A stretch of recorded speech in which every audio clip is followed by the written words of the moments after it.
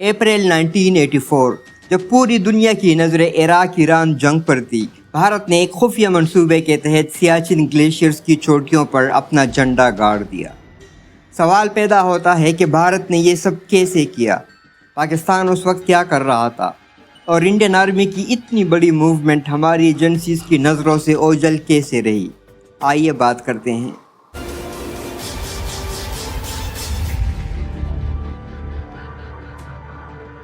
1948 کی پہلی کشمیر جنگ اقوام متحدہ کی میڈیشن سے 1 جنوری 1949 کو سیز فائر پر ختم ہوئی، اور کچھ مہینے بعد 27 جولائی 1949 کو انڈیا اور پاکستان نے ایک ایگریمنٹ پر دستخط کیے جسے کراچی ریزولوشن کہا جاتا ہے۔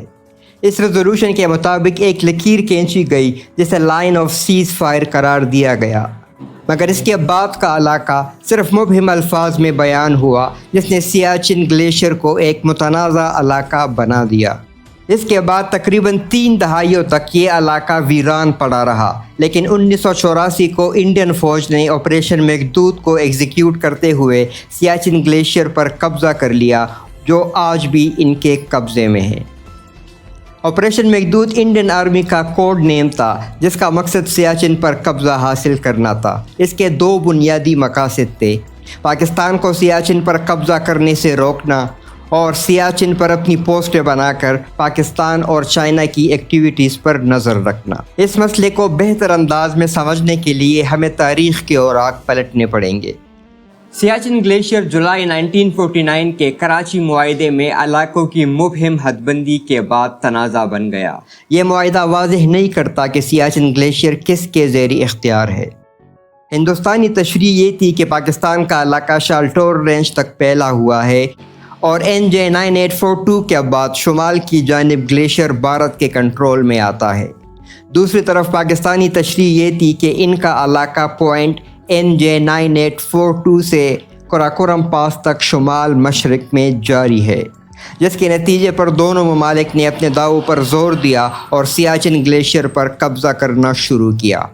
1970 کی دہائی کے اوائل میں پاکستان نے سیاچن کے چوٹیوں پر پہنچنے کے لیے کئی مہمات کی اجازت دی۔ یہ مہمات اپنے دعوے کو مضبوط کرنے کے لیے کی جا رہی تھیں۔ کچھ مہمات میں پاک فوج کے رابطہ افسر ٹیموں کے ساتھ موجود بھی رہتے تھے۔ 1977 میں بھارتی فوج نے بھی گلیشیئر پر پیمائی کی مہمات کی اجازت دی۔ سب سے قابل ذکر مہم کرنل نریندر بل کمار کی قیادت میں ہوئی، جس میں بھارتی فضائیہ نے لاجسٹک سپورٹ فراہم کی۔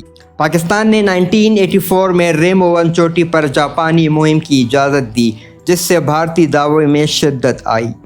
بھارتی فوج نے شمالی لداخ کے ساتھ ساتھ کچھ نیم فوجی دستوں کو گلیشیئر میں تعینات کرنے کا فیصلہ کیا۔ پاکستانی جرنیلوں نے سیاچن فوج کی تعیناتی کے ذریعے اپنا دعویٰ دائر کرنے کا فیصلہ کیا۔ بھارتی فوج نے شمال مشرقی چوٹیوں پر قبضہ کرنے کی منصوبہ بندی کی تاکہ پاکستانی فوج پہلے ہی پہنچنے سے روکی جا سکے۔ 1984 کے اوائل میں بھارت انٹیلیجنس ایجنسیوں کو خفیہ ذرائع سے اطلاع ملی کہ پاکستان آپریشن ابابیل کے نام سے ایک خفیہ فوجی کارروائی کی تیاری کر رہا ہے۔ اس انٹیلیجنس کی تصدیق اس وقت ہوئی جب پاکستان کی جانب سے بڑے پیمانے پر آرکٹک گیئرز کی خریداری کی اطلاعات موصول ہوئی۔ ان خریداروں نے پاکستانی منصوبے کی سنگینی کو اجاگر کیا، کیونکہ یہ واضح تھا کہ پاکستان سیاچن کے انتہائی سرد اور دشوار گزار علاقے میں فوجی پیش قدمی کر رہا تھا۔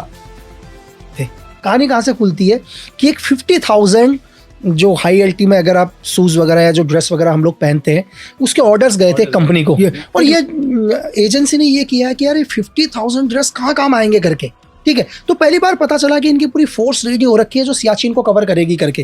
اب کسی بھی قیمت پر ہماری ایجنسی نے کیا کیا، اس کمپنی کے ساتھ دوستی کری سر، ٹھیک ہے۔ اب پاکستان کو تو نہیں روک سکتے تھے۔ کہاں کی کمپنی ہے؟ سویڈش؟ ہاں، ایک سویڈش کی ایک کمپنی تھی، اور ان کمپنی کے ساتھ دوستی سٹارٹ کری۔ دوستی سٹارٹ کرنے کے بعد اس کو ڈیلے کروایا، مطلب کہ یار یہ مطلب ڈریس ٹائم سے نہ پہنچے تب تک ہم خود ریڈی ہو رہے تھے، ٹھیک ہے سر، کہ ہم پہلے ریڈی ہو جائیں۔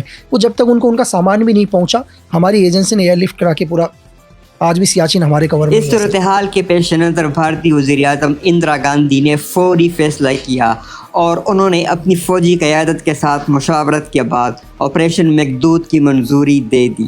Indian army chief general Arun विद्या, northern army commander lieutenant general PK. हून और ब्रिगेडियर विजय छन्ना को इस हाई स्टेक ऑपरेशन को अंजाम देने की जिम्मेदारी सौंपी गई। सियाचिन ग्लेशियर को महफूज बनाने के लिए भारतीय फ़ौज ने शुमाली लद्दाख से फ़ौजों और कुछ पैरामिलिट्री फोर्सेस को इस मुश्किल इलाके में तैनात करने का स्ट्रेटेजिक फ़ैसला किया। इनमें से बहुत से फ़ौजियों को 1982 में एंटार्कटिका के तरबियती मुहिम के दौरान सख्त हालात के लिए तैयार किया गया था।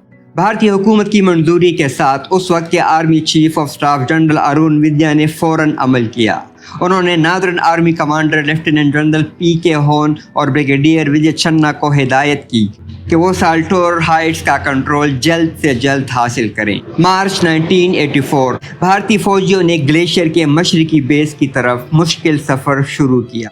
पहले मरहले में माउंटेनियर रेजिमेंट की एक मुकम्मल बटालियन और लद्दाख स्काउट के यूनिट्स शामिल थे, जो बर्फ से ढके जोजिला पास से गुजरे। 13 अप्रैल तक तकरीबन 300 भारतीय फौजियों ने ग्लेशियर के कलीदी पोजीशनों पर कब्जा कर लिया था। दूसरी तरफ पाकिस्तान की तैयारी कमज़ोर।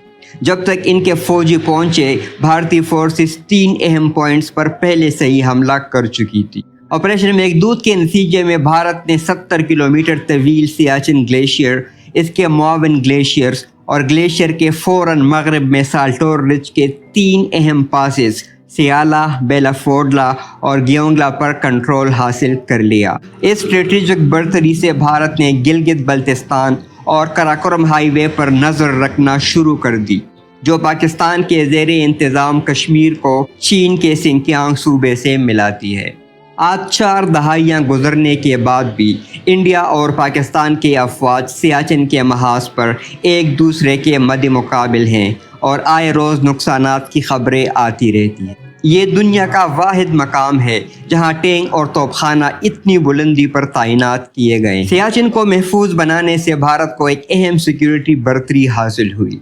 अगर पाकिस्तान ग्लेशियर पर कंट्रोल हासिल कर लेता तो वो लद्दाख में भारतीय फौजी सरगर्मियों की निगरानी के लिए रडार सिस्टम कायम कर सकता था। इस निगरानी की सलाहियत से भारत की स्ट्रेटेजिक नक्लो हरकत खतरे में पड़ जाती। इसके अलावा पाकिस्तानी कंट्रोल से चीन के साथ एक मुत्तहिदा महाज बन सकता था, जो भारत के लिए दोहरा ख़तरा होता। तनाज़े की सूरत में ये इत्तेहाद हमलों को शुरू और हम आहंग कर सकता था, जिससे भारत की दिफाई हिकमती अमली पेचीदा और कमज़ोर हो जाती। ऑपरेशन मेघदूत ने इलाके पर दूर रस असरात मुरतब किए। इसने जम्मू और कश्मीर में भारत की पोजीशन को नुमाया तौर पर मजबूत किया। पाकिस्तान के इस इलाके पर दावों को अखलाकी दचका पहुंचा। कुदरती आफात और दुश्मनाना माहौल के मुसलसल ख़तरे के बावजूद पाकिस्तान सियाचिन की तरफ कोशिशें जारी रखे हुए हैं।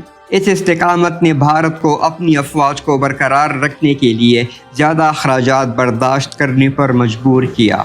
ऑपरेशन मेघदूत ने खित्ते की जोग्राफियाई सियासत पर गहरे असरात मुरतब किए। इसके नतीजे में दुनिया के बुलंद तरीन महाज जंग पर भारत और पाकिस्तान दोनों अपनी अफवाज तैनात करने पर मजबूर हुए, जहां कुदरती आफात और शदीद मौसमी हालात किसी भी दुश्मन से कम नहीं। 3 दहाइयों से भी ज़्यादा अरसे से जारी इस तैनाती ने न सिर्फ हज़ारों फ़ौजियों की जानों का तकाजा किया, बल्कि दोनों ममालिक के लिए भारी माली और इंसानी बोझ भी साबित हुआ। आज सियाचिन ग्लेशियर ताकत, कुर्बानी और इस्तिकामत की अलामत होने के साथ साथ इस बात की याद दहानी भी है कि सरहदी तनाज़ात में हकीकी कीमत हमेशा इंसानी जानों और वसाइल की शक्ल में अदा की जाती है। सियाचिन की पूरी कहानी सुनने के बाद आपको क्या लगता है? सियाचिन पाकिस्तान की वजह से शुरू हुआ था या हिंदुस्तान की वजह से? जवाब कमेंट सेक्शन में ज़रूर दें, और वीडियो अच्छी लगी हो तो वीडियो और चैनल को लाइक, सब्सक्राइब और शेयर ज़रूर करें।